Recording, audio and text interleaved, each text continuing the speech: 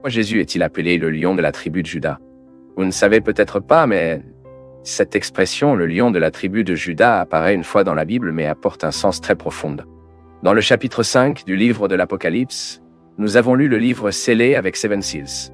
Et le texte biblique dit que personne dans le ciel, sur terre ou sous la terre, ne pourrait ouvrir le livre ou même le regarder. Ensuite, l'apôtre Jean, qui a reçu de Dieu les révélations enregistrées dans le livre de l'Apocalypse, était désespéré. Il a beaucoup pleuré parce qu'il avait réalisé que personne n'était digne d'ouvrir le livre et de détacher ses phoques. C'est alors que l'un des anciens a dit à John, et non à pleurer, « Voici le lion de la tribu de Juda, la racine de David, qui a gagné pour ouvrir le livre et détacher ses 7 sceaux. » Mais pour comprendre le sens du lion de la tribu Juda, nous devons reculer du dernier livre de la Bible, le livre de l'Apocalypse, au premier livre, The Book of Genesis. C'est parce que cette désignation de Jésus-Christ, comme le lion de la tribu de Juda, est une référence claire au chapitre 49 du livre de Genèse. En fait, les paroles de cet aîné qui réconfortait l'esprit de l'apôtre John dans sa vision céleste ont fait écho aux paroles du patriarche Jacob. Identifiant Jésus-Christ comme le lion de la tribu de Juda, le seul capable d'ouvrir le livre scellé avec 7 timbres. Et c'est exactement ce que vous comprendrez à partir de maintenant dans cette vidéo. Avant sa mort, Jacob a béni ses 12 enfants qui donneraient naissance aux 12 tribus d'Israël. Et dans son 4e fils, Jacob a fait une bénédiction, à la fois une prédiction et une promesse. Il a dit ce qui suit dans Genesis. Menté et mensonger comme un lion et comme un vieux lion. Qui vous réveillera?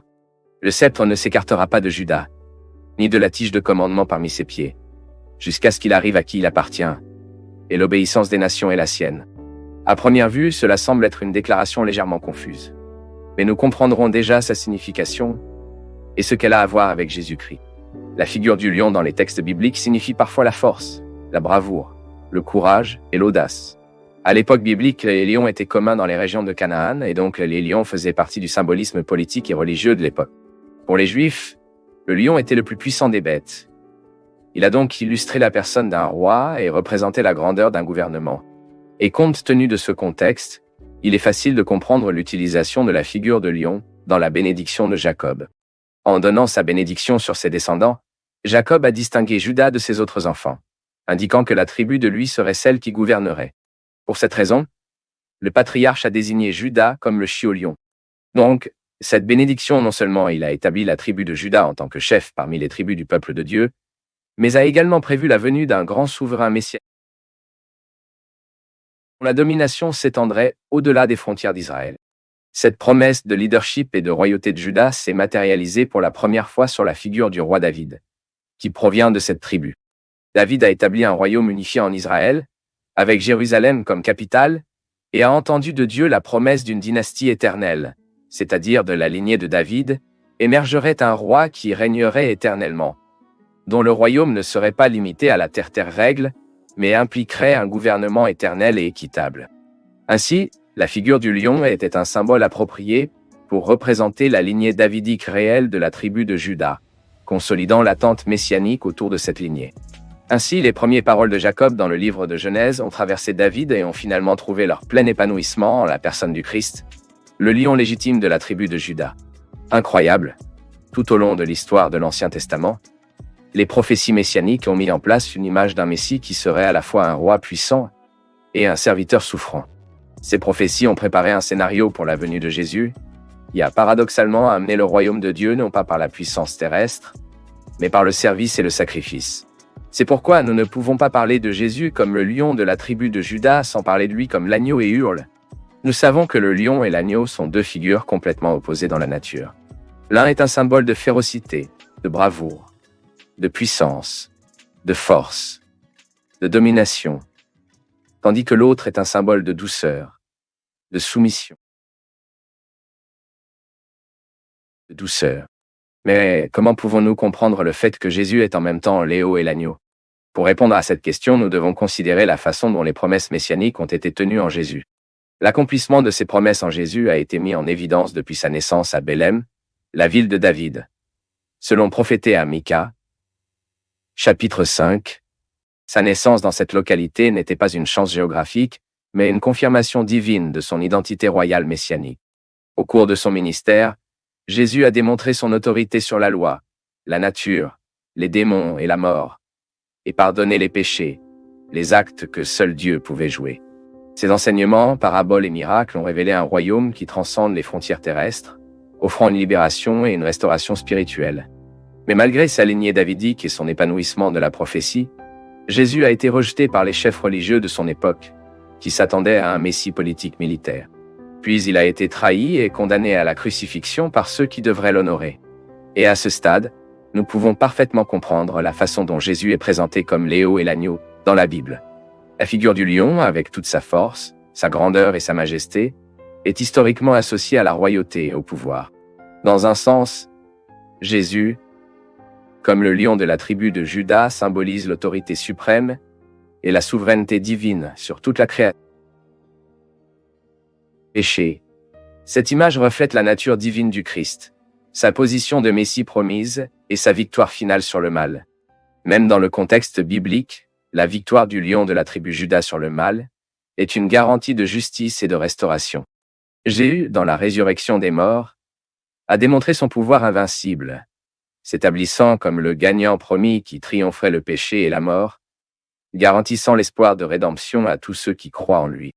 Mais paradoxalement, le Christ est aussi l'agneau qui a été tué, une image qui pointe le thème du sacrifice pour le péché dans l'Ancien Testament. Cet agneau, cependant, est singulier, car son sacrifice sur la croix était définitif et suffisant pour la rédemption de l'humanité. À travers votre sang, nous sommes purifiés de nos péchés et réconciliés avec Dieu. En ce sens, la nature de l'agneau souligne l'humilité et l'obéissance du Christ, qui, bien que Dieu, s'est vidé, en supposant la forme de serviteur. Sa soumission à la volonté du Père, avant même la mort de la croix, a révélé la profondeur de son amour et son dévouement à la rédemption de son peuple.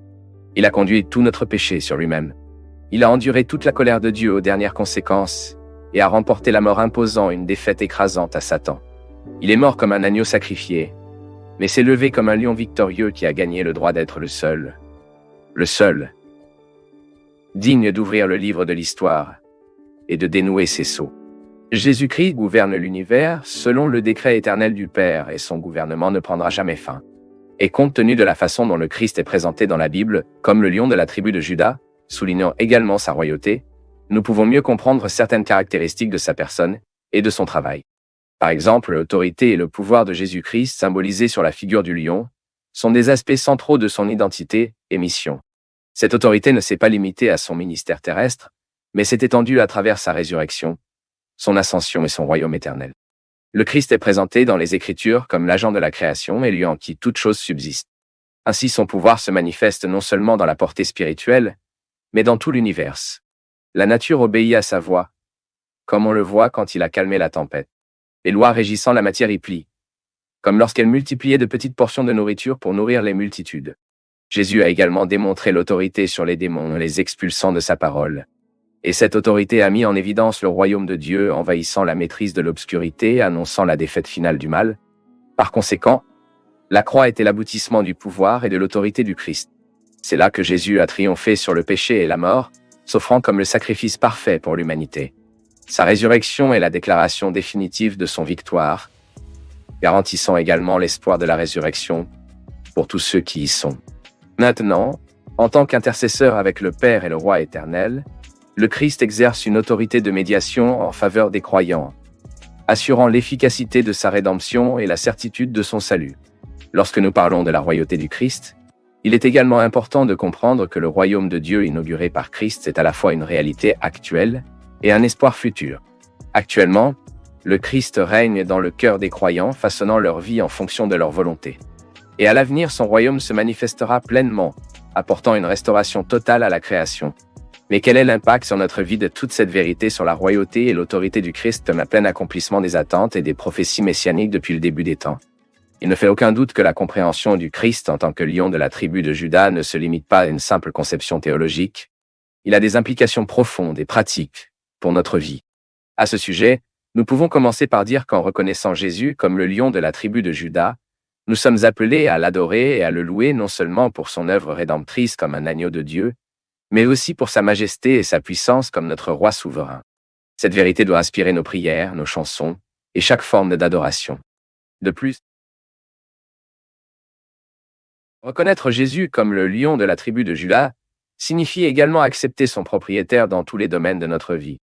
Sous le propriétaire du Christ, nous sommes appelés à vivre une vie de pouvoir, transformée par le Saint-Esprit, pour refléter le caractère de Jésus. Cela implique une reddition volontaire de notre volonté à la sienne, cherchant sa direction dans nos décisions et nos actions, et toujours confiance dans sa souveraineté même dans les circonstances les plus défavorables. Cette soumission à Christ est démontrée par l'obéissance à ses enseignements et une vie basée sur les principes du royaume de Dieu. Par conséquent, sachant que Jésus, le lion de la tribu de Juda, a gagné et est digne d'ouvrir le livre et de détacher ses phoques, nous pouvons être sûrs que la vie n'est pas régie par le hasard et que nous pouvons également avoir confiance en toute situation et les luttes spirituelles auxquelles nous sommes confrontés. La certitude que le Christ a déjà obtenu la victoire définitive nous renforce et nous encourage à persévérer dans la foi. Sachant que nous appartenons au royaume du gagnant suprême, nous sommes encouragés à affronter ce qui est nécessaire. De plus, l'image du Christ en tant que lion de la tribu de Juda nous rappelle l'espoir eschatologique que nous avons dans sa deuxième venue et dans l'établissement final de son royaume. Après tout, le livre de l'histoire est entre vos mains. Cet espoir doit motiver notre témoignage et notre proclamation de l'Évangile, partageant avec les autres la certitude de la rédemption et la victoire finale que nous avons en Christ. Et enfin, reconnaissant que le gouvernement du lion de la tribu de Juda s'étend à tous les aspects de la création, nous sommes également appelés à promouvoir la justice, la paix et la réconciliation en notre environnement, reflétant ainsi les valeurs du royaume de Dieu à travers nos vies. Ainsi, pour conclure, nous pouvons dire que l'image du lion de la tribu de Juda, telle que révélée dans le livre de l'Apocalypse, indique non seulement le Christ, mais l'accomplissement des promesses messianiques, faites à la lignée de David et de la tribu de Juda. Aussi en tant que roi souverain qui a surmonté le péché, la mort et l'empire des ténèbres, et qui a le pouvoir de conduire l'histoire à son point culminant final. Maintenant, comptez ici dans les commentaires si vous connaissiez déjà le sens de Jésus appelé le lion de la tribu de Juda dans la Bible.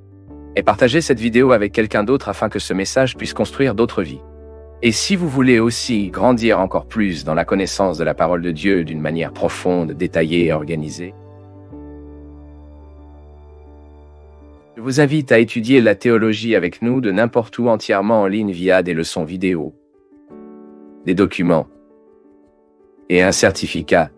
Je laisserai les informations dans description vidéo et premier commentaire.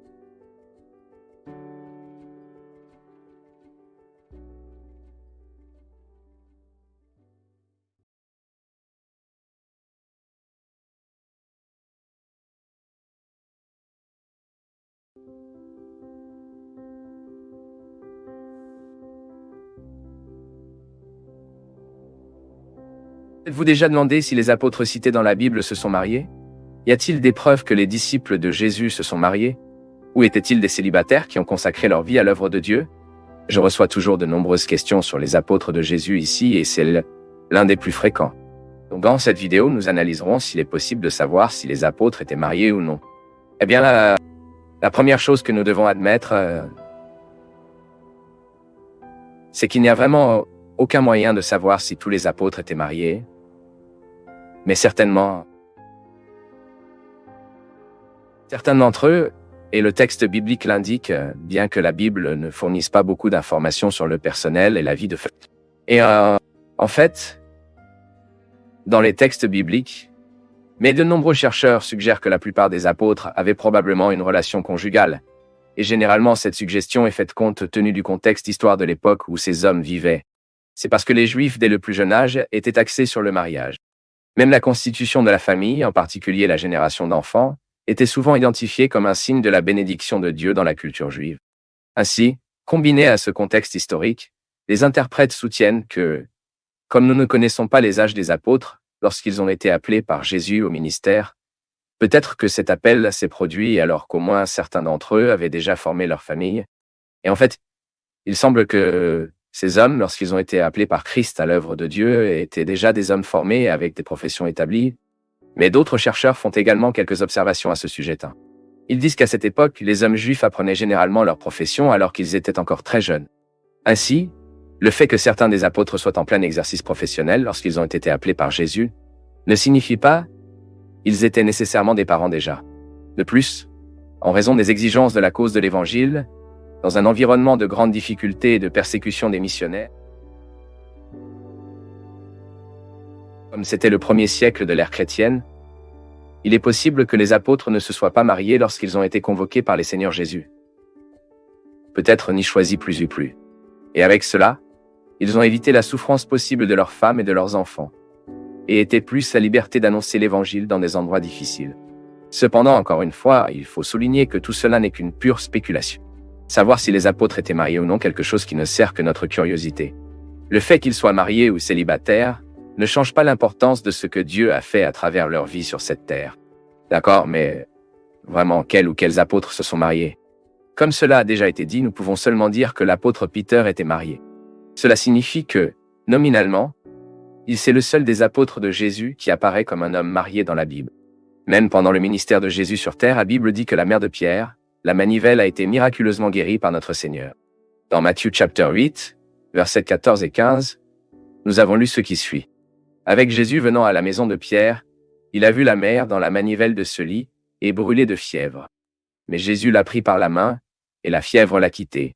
Elle s'est levée et a commencé à le servir. Mais il y avait certainement d'autres apôtres mariés. Et pourquoi savons-nous cela? Parce que, écrivant aux croyants de Corinthe, l'apôtre Paul a défendu les droits des apôtres non seulement pour se marier, mais prendre chacun de tous sa femme dans son ministère itinérant. Voir ce qu'il dit dans sa première lettre aux Corinthiens, chapitre 9, et verset 5. Sachez que dans ce même texte, l'apôtre Paul mentionne l'exemple de Pierre qu'il appelle Cépha, en référence à la forme arama du nom donné par Jésus à Simon.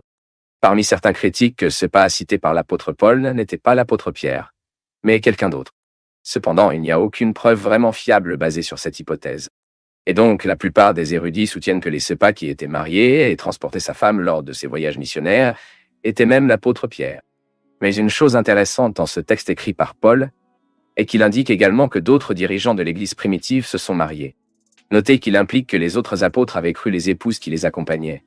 Puis il mentionne également les frères de Jésus. À ce stade, il est possible qu'il se réfère à James et Judas. Et à propos de l'apôtre Paul lui-même, était-il marié ou non? Parce qu'après tout, bien que Paul n'appartenait pas au groupe de 12, il était également un apôtre légitime, car il a été commandé par son propre Christ ressuscité. Eh bien, à propos de Paul, nous savons que pendant le temps qu'il a exercé son ministère, il a vécu Il y a même une discussion pour savoir si avant votre conversion, Paul avait été marié ou non, mais c'est déjà un sujet pour une autre vidéo. Et vous ne savez peut-être pas, mais curieusement, cette discussion pour savoir si les apôtres étaient mariés ou non depuis les premiers siècles de l'Église chrétienne. Pour avoir une idée, au temps des parents de l'Église, ce problème a été spéculé. Par exemple, Eusébio de Césarea, qui a vécu entre les XIIIe et les siècles IV, en parle dans son travail de l'histoire ecclésiastique. Et il cite Clément d'Alexandrie, qui a vécu devant lui au IIe siècle après J.C., et dit que Peter et Philippe se sont mariés. Pedro, nous savons avec certitude qu'il était vraiment marié, mais quant à Philippe, c'est déjà de nouvelles informations. Mais il y a une difficulté avec cette référence d'Eusébius et de Clément. C'est parce que les anciennes traditions chrétiennes semblent souvent confondre l'apôtre Philippe, qui appartenait au groupe des 12 disciples de Jésus, avec le Philippe évangéliste, auquel il a été choisi comme diacre de l'Église à Jérusalem, et qui a son histoire citée dans le livre des Actes des Apôtres. Soit dit en passant, si vous ne le saviez pas, c'est bon à comprendre. Le Philippe cité dans le livre des Actes des Apôtres, celui qui a baptisé l'eunuque éthiopien, n'est pas le même Philippe qui apparaît dans les évangiles. L'évangéliste Philippe des Actes était vraiment marié, et avait au moins 4 filles, comme nous l'avons lu dans le chapitre 21 du livre des Actes, entre les versets 7 et 9. Il n'est donc pas possible de savoir si Clément d'Alexandrie a reproduit un malentendu des chrétiens anciennes, traditions anciennes, ou s'il avait vraiment une source fiable, atterrissant que l'apôtre Philippe était marié, et avait également des filles, tout comme Philippe, l'évangéliste. L'apôtre Peter s'est marié, car sa mère Anlo est citée directement dans la Bible. Mais en plus de Peter, d'autres apôtres étaient mariés parce que Paul a indiqué cela dans l'un de vos lettres, bien que nous ne sachions pas exactement ce qu'ils étaient.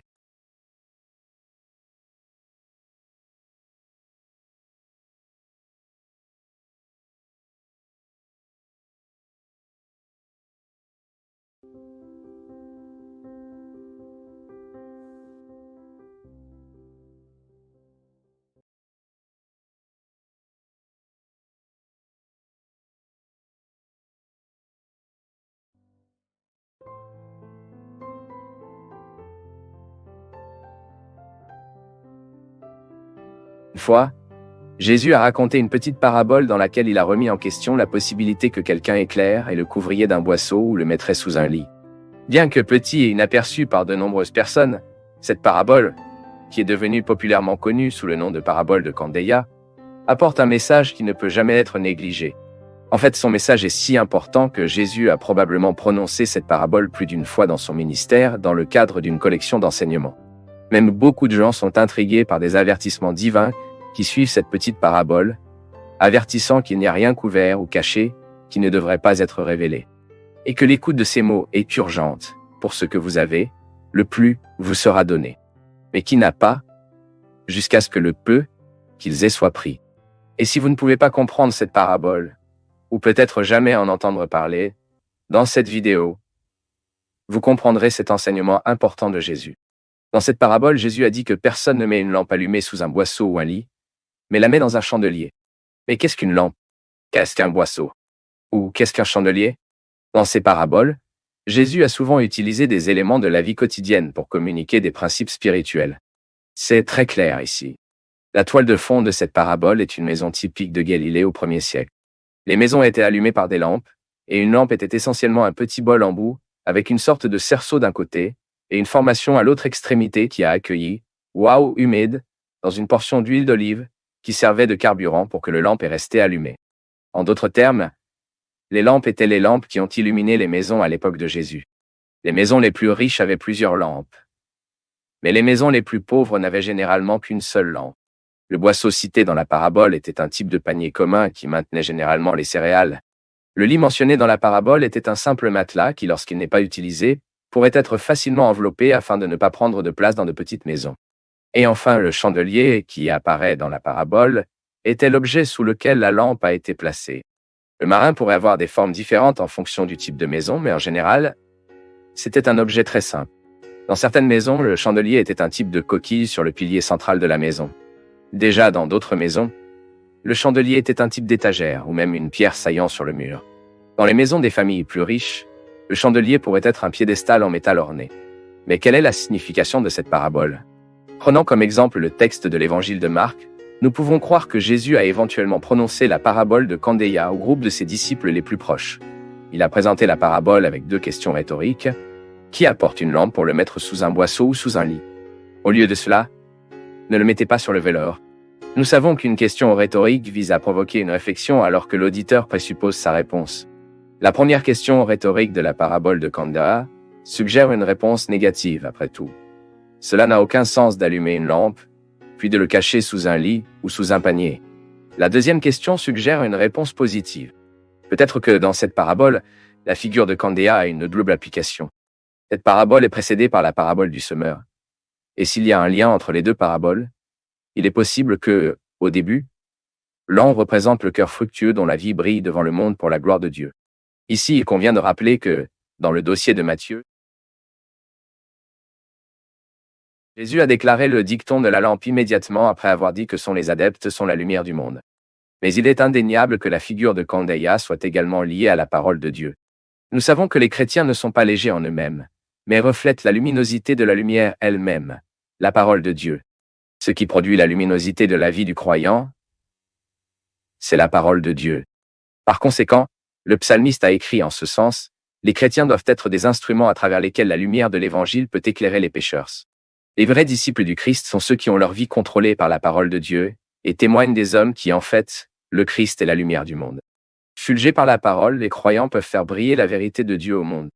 Ensuite, en relation avec la logique de lampe qui devrait être exposée à l'éclairage de l'environnement, Jésus a dit « Car rien n'est caché sauf pour être manifesté, et rien n'est caché sauf pour être révélé. » But de quelque chose qui est caché et qu'il est finalement révélé.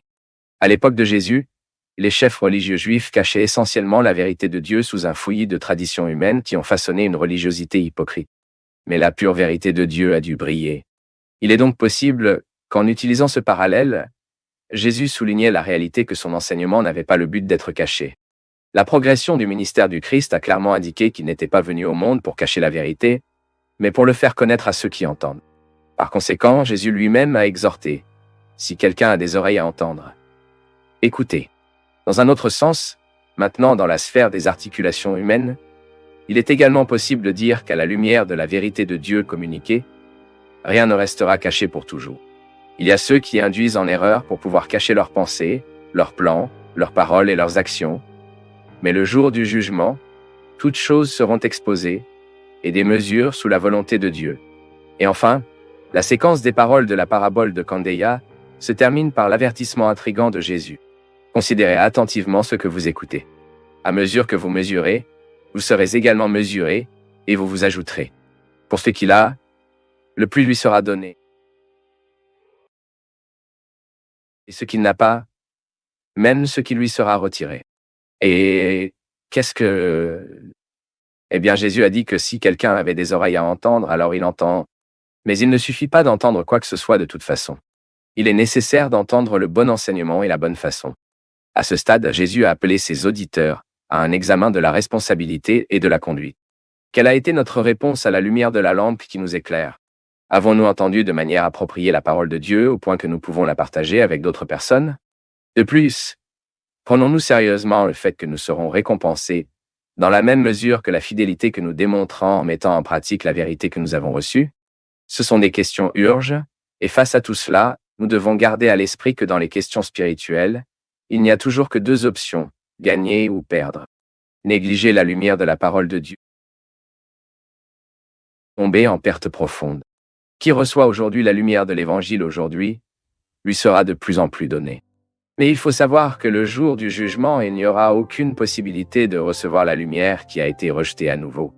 Bien au contraire, tous ceux qui méprisent maintenant la lumière de l'Évangile, dans l'éternité, ils perdront toute notion qu'ils avaient autrefois sur cette lumière. Autrement dit, même le petit éclairage qu'ils ont eu sera pris, et ce qui restera n'est que l'obscurité. Maintenant, écrivez dans les commentaires. Quelle leçon pouvez-vous obtenir de cette petite parabole de Jésus? Et si vous avez le désir de grandir encore plus dans la connaissance de la parole de Dieu, vous pouvez étudier la théologie avec nous totalement en ligne, à travers des leçons vidéo, des documents et un certificat d'achèvement à la fin. Les informations sont dans la description de vidéo ou dans le premier commentaire corrigé.